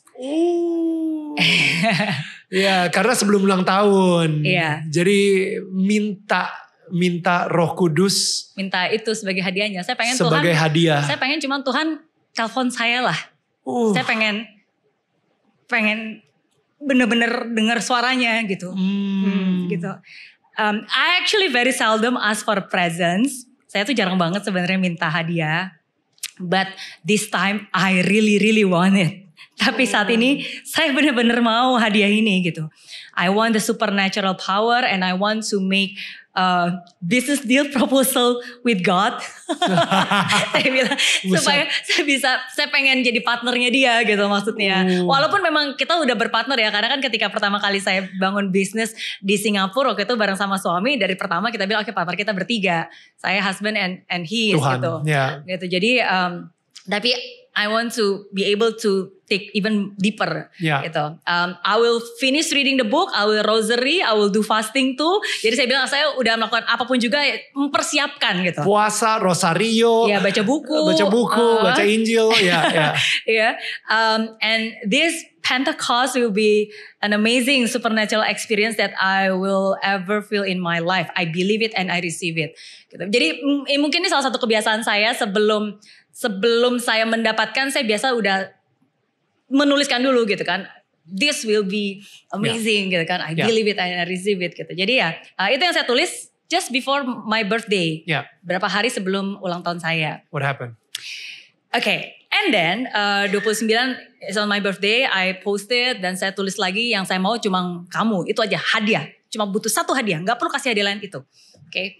And then on the 31st, tanggal 31. It's exciting. I think tanggal 31 Mei, kebetulan ada live event YouTube. By Zoom juga, basically ketika mereka live itu YouTube dan Zoom ya. Yang si Christian community ini, sorry. Iya, betul. Dan di saat itu kebetulan bintang tamunya adalah yang pastor dari Nigeria itu. Yang pernah saya lihat yang do a lot of like miraculous things, maksudnya prophesying a lot of things gitu. Saya pikir, oke. Ya udah kalau gitu saya ikutlah gitu kan. Nah seperti biasa saya nonton lewat Zoom, lewat YouTube. Biasa saya pokoknya selalu saya kalau nonton acara-acara gitu selalu lewat YouTube. Saya nggak pernah ikut Zoom kecuali kalau saya yang jadi speaker ya terpaksa kan harus sharingnya di Zoom gitu. Jadi sampai jam 12 terus biasanya setelah dia preaching terus biasanya tuh mereka akan mulai saling mendoakan dan seterusnya kan. Nah jam 12.30 berarti tengah malam saya ngerasa kayak I feel the impartation is just so big gitu. Saya ngerasa bahwa ada impartasi yang saya ngerasa bahwa ini ada hal-hal yang sangat besar nih gitu. Dan saya jadi punya dorongan dan seperti ada suara yang menguatkan, go to the Zoom, jangan cuma di YouTube, di Zoom aja. Cuman namanya juga manusia, saya berlogika kan. Saya pikir apa bedanya? Kan Zoom sama YouTube sama aja gitu kan. Yang ngomong juga sama, Tuhan juga ada di mana-mana. Ya kan gak perlu dong datang ke Zoom gitu kan. Di YouTube aja ya kan. Cuma the urge of like going there is bigger and bigger gitu. Ayo. You know, dan sometimes kan kadang-kadang ketika kita ada prom itu kita harus, apalagi salah satu hal yang saya bilang, I want to be obedient. Itu saya mau nurut aja. Ngerti gak ngerti saya pengen nurut gitu. I'm learning to obey. Akhirnya ke Zoom. Pada saat itu 2 hal yang tiba-tiba ada di pikiran saya. Yang pertama, yang pertama itu saya jadi teringat kisah yang terjadi 2000 tahun yang lalu. Ketika waktu itu Yesus lagi datang ke pasar. Dan ketika dia ada di situ, semua orang berbondong-bondong tahu, wah ada Yesus di situ. Akhirnya mereka semua datang ke sana. Karena kan mereka pengen lihat Yesus, mereka pengen belajar, mereka pengen dengar, mereka pengen dapatkan mukjizat. Gitu kan, ada datang di situ. Dan ada seorang wanita yang udah sakit pendarahan selama 12 tahun pun, dia dengan imannya juga datang ke situ, bukan untuk bertemu, tapi dia begitu yakin hanya dengan menjamah jubahnya aja, dia percaya dia akan sembuh gitu. Yeah. Dan dari situ, tadi saya bilang ada 2 ya. Jadi itu yang pertama, di situlah saya diingatkan kembali. Katanya kamu mau ketemu saya. Kalau kamu tahu ada saya ada di sini, sama kayak kita tahu ya, kita mau ketemu sama BTS gitu. Terus kita tahu dia lagi ada di sini nih, live ada di sini gitu kan. Atau enggak, sekarang kata dia bilang, Mas Kris. Iya, yang lagi happening ya kan. Iya, Coldplay. Mau ketemu. Terus kamu tahu nih dia ada di ruangan sebelah gitu kan. Masa sih kamu gak mau datang ke sana? Katanya kamu mau ketemu kan. Sedesperate itu harusnya. Iya ya kan. Jadi dia bilang katanya kan kamu mau ketemu saya. I'm here gitu. Kalau kamu mau ya kamu datang ke sana. Dan ada bedanya. Saya bilang kan kenapa gak lewat Zoom aja gitu kan. No, it's an act of faith. Right. It's an act of faith. Of course the faith will heal you. Maksudnya tentu saja dengan iman bisa. Tapi kan dengan kita berjalan, sebenarnya itu menunjukkan bahwa kita percaya, gitu. Jadi it's an act of faith. Jadi itu yang pertama saya diingatkan. Yang kedua, saya diingatkan dengan perkataan saya sendiri, karena hampir di banyak sesi saya selalu bilang, siapa dari kalian yang pengen sukses? Angkat tangan bilang saya. Semua ya. Oke, saya kasih tahu rahasia sukses. Oke. Rahasia sukses. 80% of success is about showing up. 80% of success is about showing up. 80% kunci dari kesuksesan is just about showing up. Dan itu aja. Karena banyak orang pengen bisa promosi jabatan. Gimana kamu bisa dapat promosi kalau kamu aja gak pernah muncul? Gimana kamu bisa closing banyak deal kalau kamu datang ke appointment aja? Enggak. Ya kan? Gimana kamu bisa mendapatkan gimana kamu bisa dapat jodoh kalau kamu aja gak pernah keluar dan kenalan ketemu orang gitu. You just have to show up. Itu langkah pertamanya gitu. Dan kayak aku diingatin sendiri, kamu kan yang bilang ini gitu kan.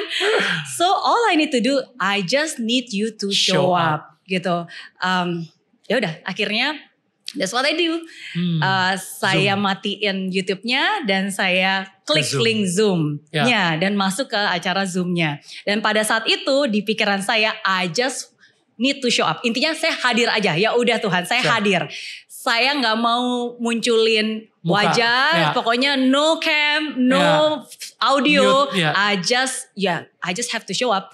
Ngumpet seakan-akan tuh saya lagi ngumpet di pinggiran, ya udah berharap ya kalau Tuhan notice bagus, kalau saya enggak juga nggak apa-apa gitu. Tadinya bahkan sebenarnya saya mau ngubah nama saya supaya nggak tahu pakai inisial aja gitu MR, ya. tapi ternyata nggak bisa dirubah. Oh. Jadi tetap ada gitu. Yeah. Isinya di Zoom itu maksimum capacity 1.000 orang. Yeah. Jadi it was 1.000 orang lah ya. Ya udah saya ngumpet aja di situ sambil dengerin. Tapi kan itu saya udah presence. Yeah. Ya. Nah, sampai sekitar jam 2 pagi.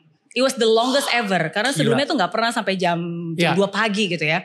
Ini juga ini dari nonton kamu sampai nanti jam 2 pagi juga nih. The longest ever. Sampai jam 2 pagi. Udah mau selesai nih. Udah mau bye.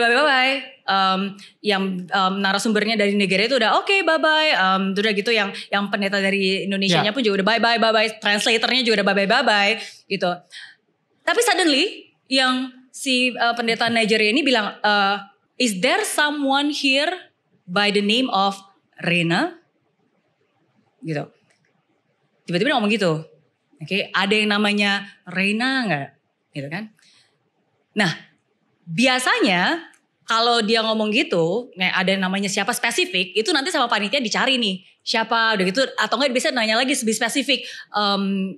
Seperti apa, bla bla bla. Atau enggak dia biasa ngomong lebih panjang lagi gitu kan. Nah, tapi tiba-tiba koneksi si pendeta Nigeria ini lagi unstable. Jadi begitu dia ngomong itu, terus habis itu hilang. Jadi kayak nggak bisa dikontak udah gitu, kayak lost gitu kan, nggak ada mukanya segala macem. Nah terus ya udah panitia lagi mulai mencari-cari Rena, udah gitu seperti biasa dia akan mulai melihat nama di list yang kira-kira namanya Rena, ditunjukin mukanya, jadi kan di show, di pin supaya kelihatan. Nah jadi seperti itu. Pada saat itu di hati saya itu udah deg-degan sangat keras sekali, karena di dalam hati saya I think it's me. Tapi saya gak mau GR. Seperti saya bilang, bukannya saya gak expect ya. Saya gak mau, ketika saya masuk situ saya gak, I don't have a high expectation. But I'm prepared gitu. Jadi ketika dia seperti itu saya merasa, wow, kayaknya God is doing something nih gitu kan. Tapi kok namanya Rena gitu. Iya, bukan Riana. Gitu. Akhirnya saya bilang sama Tuhan, kamu kan yang ciptain saya. Katanya kamu tahu bahkan jumlah rambut yang ada di kepala saya pun kamu tahu. Kamu kan tahu nama saya. Jangan buat saya GR. Kalau ini benar-benar, panggil nama saya. You know my name. You know my name gitu. Karena saya nggak mau GR. Yeah. Saya nggak mau, wah that's me gitu. Terus munculin muka sendiri, that's me. Raise hand gitu. I do not want that gitu. Saya bilang, ya udah kalau engkau yang tahu jumlah helai rambut saya, kan kamu tahu nama saya. Suddenly yang si Nigeria itu muncul lagi, koneksinya balik. Dan ketika koneksinya balik, terus dia udah ngeliat tuh di layarnya udah ada wajah-wajah dengan yang namanya Rena. Udah dia munculin. Terus dia bilang, no, it's not her. What? Okay. It's not her. Terus sudah gitu, is Rena. Then he spell it R-I-A-N-A. Come on. He spell it, ya. Yeah. Jadi di Indonesia Riana, kalau di Nigeria Rena. Oh iya mungkin. Ya kan R-I-A-N-A. Rena. Di Nigeria Rena. Oh iya. Iya gitu. He really spelled it. Iya. Dan di situ saya udah wow. Oke. Dan sebelum saya bisa berkata-kata lagi, dia nyebutkan satu lagi. And this lady, she likes to write. Dia bilang gitu. Dan begitu saya dengar itu, I know it's me. Because it's so specific. Bukan karena buku-buku yang sudah saya tulis ya. Ya. Karena ketika saat itu, the impression that I have, tiba-tiba bukan kayak buku $1 juta karena he doesn't say he write the book. He likes to write. Karena saya percaya, saya tahu Tuhan melihat saya selalu nulis. Setiap tulisan-tulisan itu. So this lady likes to write. Yes. And his name is Riana. Jadi pada saat itu begitu saya tahu, ya udah I surrender. Yeah. Saya langsung raise hand, saya langsung munculin muka saya dan sama panitia kebetulan kan memang pendetanya tahu saya. Jadi I think is ini Mary Riana. Then what happened? And then after it shows. And then it's you. Okay. And then terus dan abis itu ada beberapa hal yang dia sebutkan lah. Okay. message untuk saya personally. Oke, ada banyak hal yang disebutkan, tapi I know for sure that itu sangat-sangat personal. Jadi yang saya mau share di sini mungkin a little bit different ya. Kadang-kadang kita men-sharekan tentang Tuhan kita yang penyembuh, yang menyembuhkan sakit, Tuhan yang memberikan rejeki, Tuhan yang membayar banyak hutang-hutang, Tuhan yang menjadi pengacara, menjadi hakim yang adil. Tapi mungkin di kesempatan hari ini saya cuma mau bilang, ya Tuhan yang sangat personal, yang sangat-sangat personal. Jadi ada 3 hal yang disebutkan yang saya tahu itu is really him and is not a human, is not a person. Yang pertama tadi nama. Yang kedua, dia kasih saya sebuah ayat. Dan ini agak menarik karena sebenarnya ayatnya itu can I please. Okay. Jadi Psalm 30 ayat verses 5, for his anger lasts only a moment, but his favor lasts a lifetime. Weeping may stay for the night, but rejoicing comes in the morning. Wow. Jadi itu hal kedua konfirmasi bahwa it's very specific. Yeah, dan itu cocok banget buat situasi lu saat itu. Dan I just want to say that rejoicing will come in the morning. Amazing. Yeah. Dan banyak hal. Hal ketiga. Hal yang ketiga, salah satu hal yang disebutkan adalah, they say my daughter, dia bilang seperti ini. Dia bilang bahwa saya melihat ada suatu malam kamu berdoa dan ada kayak salib besar. I saw a big cross, dia bilang, and then I see you praying. God saw you praying, gitu. God saw you praying, and then terus gitu ya dia bilang, he listened to you. Dia tahu exactly setiap hal yang kamu lakukan tuh dia tahu gitu. Dan malam-malam itu, and I know for sure karena itu nggak ada satu manusia pun yang tahu. Karena di saat-saat sulit, setiap malam kadang saya gak bisa tidur, atau kadang ketika saya tidur I cannot rest fully, tuh saya selalu kebangun malam-malam. Dan ketika saya bangun malam-malam, saya cuma bisa nangis, berdoa. I was carrying a cross waktu itu, setiap hari saya selalu pakai salib yang tertutup. I was crying and I was praying rosary actually. I was praying rosary. Dan itu gak ada yang tahu, bahkan suami saya yang tidur di sebelah saya pun gak pernah tahu. Karena dia lagi tidur, tapi saya gak bisa tidur. Tapi gitu. Tuhan tahu. Tapi Tuhan tahu, and it was so specific. Dan si pendeta ini kan Kristen, dia gak tahu rosary kan, tapi he did this gitu. Dan I know that is that's the rosary gitu.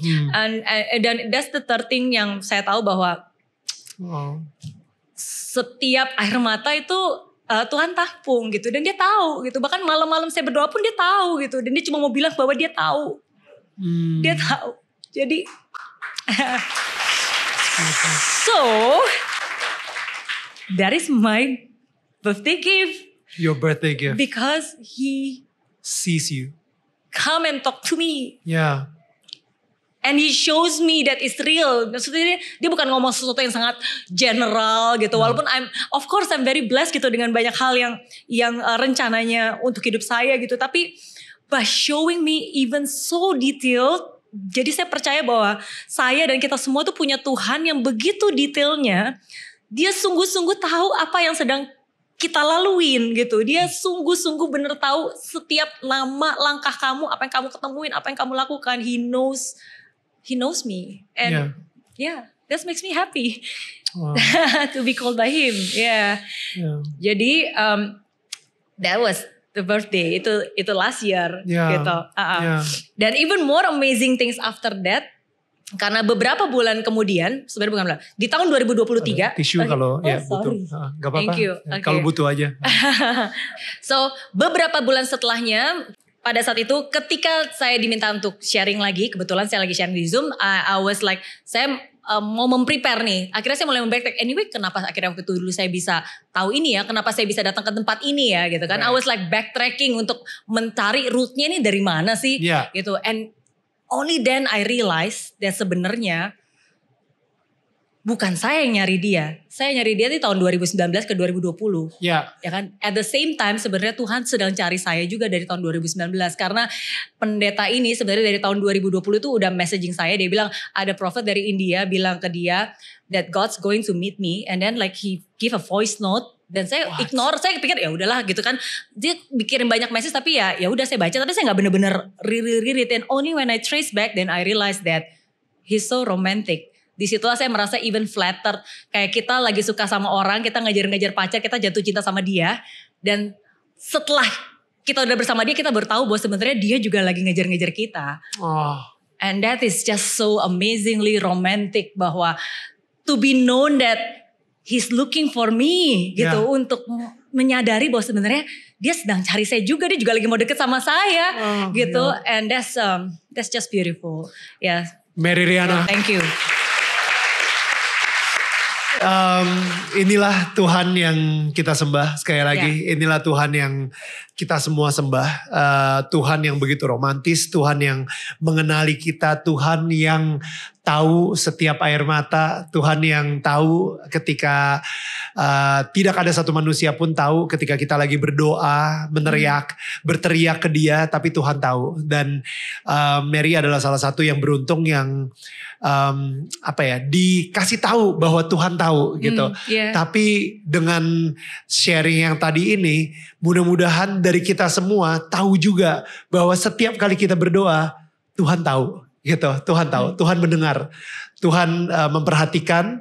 Dan ketika kita lagi percaya sama Tuhan, ketika kita akhirnya bisa tidur mengetahui kalau misalnya Tuhan bekerja, walaupun kita lagi tidur, Tuhan tetap bekerja untuk menjaga kita, untuk make sure kalau misalnya teriakan tadi itu Tuhan akan jawab dengan cara-cara yang mungkin kita gak pernah tahu, tapi Dia akan selalu menjawab gitu. So thank you so much, Mer. Seperti biasa tadi kita pengen membuka pertanyaan untuk 3 orang ya. Oh langsung, wah cepat sekali. Oke. Selamat sore Kak Daniel, Miss Mary, Kak Viola, halo. Saya Sherin dari Bogor. Dari Bogor? Wow. Oh ini dari Bogor datang ke sini? Ya. Oh my god, thank you so much Shirley. Sherin. Oh Sherin. Yes. Tuh Sherin. Tuhan tahu namanya Sherin. Saya aja gak tahu. Jadi tapi Tuhan tahu. Sherin. Okay. Sebelumnya saya mau mengucapkan congratulations untuk Kak Daniel. Di TK Live udah nunggu banget dari lama. Aduh, soalnya gimana ya, seneng banget sama acara ini. Jadi bela-belain datang ke sini. Kalau saya nggak suka biasanya tuh nggak akan datang sih pasti ya. Jadi benar-benar congratulations gitu. Thank you. Selamat sore juga untuk semua tetangga. Semua tetangga ini tetangga kita dari Bogor. Yes. Tetangga dari Bogor, ya kalau ke Bogor kontak aja. I love that. Oke, untuk pertanyaan untuk Miss Mary. Tadi kan itu ada soal naik level. Naik level. Oke, dari Miss Mary yang dulu dan menjadi Miss Mary seperti yang sekarang. Dalam hal respon masalah, perubahan besar apa yang paling Miss Mary rasakan saat sebelum naik level dan sekarang sudah naik level? Oke, terima kasih. Thank you. Thank you so much Sharon. Thank you. Oke. Satu hal yang paling signifikan, I will make room. Artinya apa tuh make room? Artinya, kan kalau kita ingin Tuhan ada di dalam hidup kita, benar nggak? Ya berarti sebenarnya kita harus sediakan tempat. Sediakan tempat termasuk juga menyediakan waktu. Kalau kita berpikir setiap kali ada masalah, terus wah harus gimana ya. Tapi kita ngomong terus gimana Tuhan mau jawab. Jadi yang saya bilang I will make room, biasanya saya akan kasih jeda. Saya akan pause lebih lama dari biasanya. Kalau sebelumnya setiap kali ada hal, mungkin karena sudah terbiasa, problem I have to solve this, gitu kan. Kita langsung bikin plan, plan A, plan B, kayaknya begini, wah bikin simulasi bla bla bla gitu kan, memakai kekuatan dan pikiran kita sendiri gitu. Tapi at this time, saat ini, satu hal yang signifikan berubah, I will pause longer. Sebelum otak saya take over dan melakukan kamu harus gini nih, harus gini gitu seterusnya. Jadi itu sih, dan it helps a lot karena sometimes kadang-kadang ketika kita pause longer, ya kita bisa lebih melihat lebih jernih gitu apa yang ada di depan kita kan. Kita bisa lebih punya perspektif yang berbeda, kita bisa lebih mau mendengarkan. Jadi by pausing longer, ya, that's one of the new me right now. I love that. Kadang-kadang kita kalau misalnya kita ngobrol aja nih. Gue kan banyak postnya, gue dengerin lo segala gitu ya.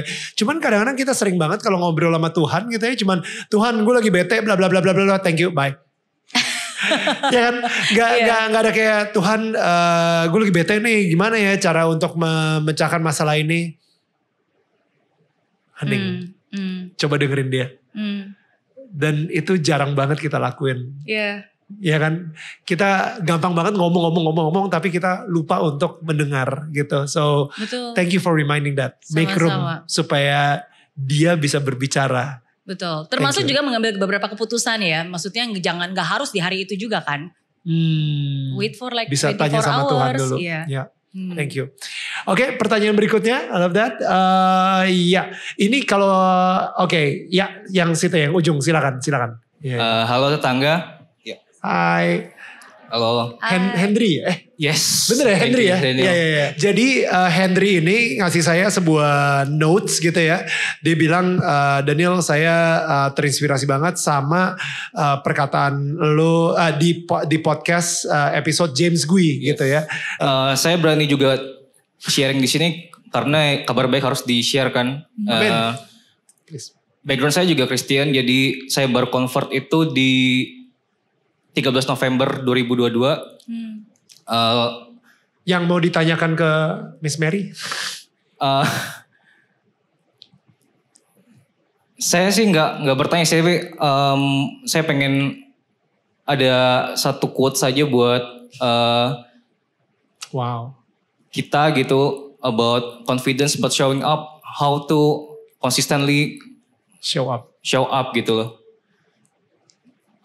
About journaling is God is real. Yes. Kalau mau ngobrol lebih lengkap lagi, boleh kita. Oke. Kalau ada waktu saya boleh minta sesi lagi sih. Oke. Iya. Thank you Henry. Thank you so much. Thank you so much. I love that. Berarti satu pertanyaan lagi ya. Wow. Oke, ya gue kayaknya. Okay, thank you ya, Miss Mary. This is a very inspiring session actually. Ada banyak pertanyaan sebetulnya di sini, but let me read only one. Mepet ya, sama kita berkacamata Kak. Okay, which one is more important you think? Kan tadi udah dibilang achievement and fulfillment. Nah, tapi actually which one is more important atau bisa ditweak? Can you actually have fulfillment without achievements? I mean, it's easy mungkin untuk orang-orang yang punya banyak achievement and then mereka feel fulfilled. Atau mereka mau melakukan banyak untuk feel the fulfillment. Tapi gimana untuk orang-orang yang sangat sulit meraih achievements? How can they feel fulfilled? Thank you. Thank you. Oke. Saya jawab menurut apa yang perspektif saya ya. Makanya di dalam hidup saya punya yang namanya purpose. Kayak tadi yang saya buat 15 tahun yang lalu. Lalu saya juga punya yang namanya goal atau dream. Yang saya buat setiap 10 tahun sekali. Ulang tahun ke-20, ulang tahun ke-30, dan ulang tahun ke-40. Gitu. Dan itu beda dengan purpose. Ya, kalau bagi saya kayak goal itu atau mimpi yang setiap 10 tahun itu ya beberapa strategi-strategi milestones yang ada.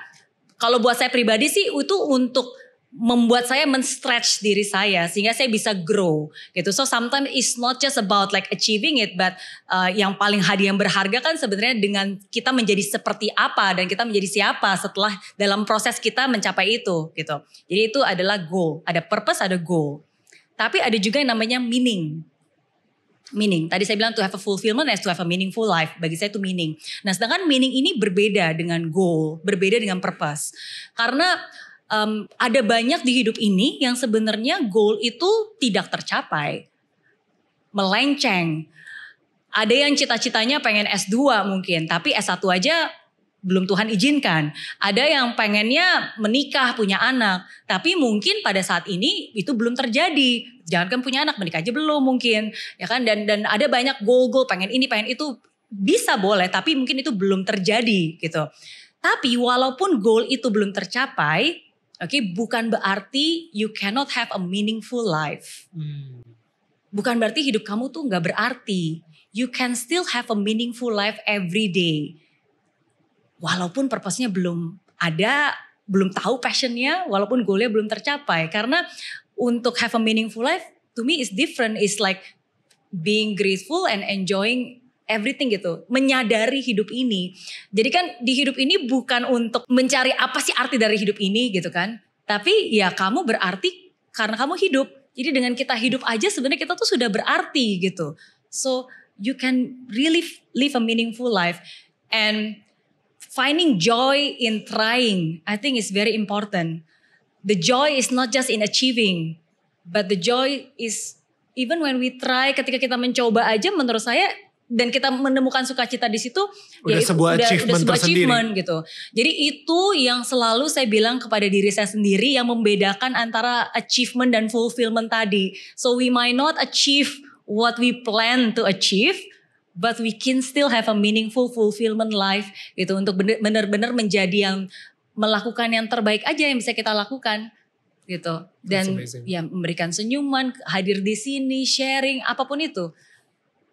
Ya itu sih cara saya membedakan. Thank you so much Mary Riana. Dan boleh kita berikan tepuk tangan sekali lagi untuk tetangga kita Mary Riana. Dan ya ini dulu pernah gue kasih gak? Belum ya? Belum. Oh ya berarti belum dibikin ya sekarang nih. Yeah. Jadi ini adalah souvenir dari kita.